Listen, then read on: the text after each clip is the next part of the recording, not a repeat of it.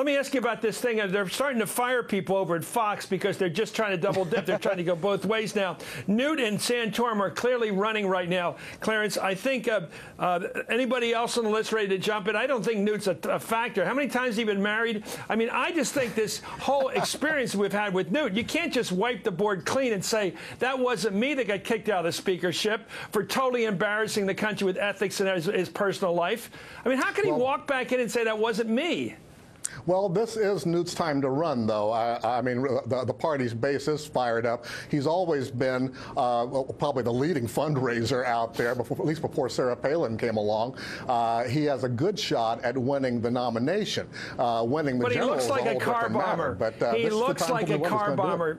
Clarence, he looks like a car bomber. He's got that crazy Mephistophelian grin of his. He looks like he loves torturing. Look at the guy. I mean, this is not the face of a president. We in the media love Newt, though, because he's just a soundbite machine. Exactly. And you talk about a gaff maker. I mean, you know, and he's very affable. You know, he just can't stop talking and saying what's on his mind, which we in the media love. There's not a media primary out there, but he'd win it.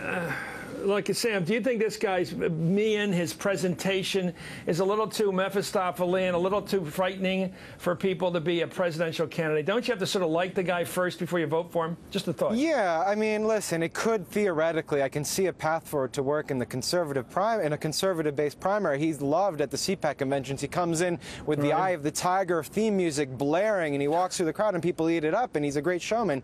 The problem is, of course, that the election's not decided in the Republican primary, and he's been through so many variations and incarnations that it's going to come back and bite him. I mean, keep in mind also, these are people who are not new creatures. This is an old creature of Washington, him and Haley Barbour. That doesn't necessarily lend itself very favorably to the Tea Party crowd, which just as much as they hate Obama, want to wipe the slate clean from the Bush years, too.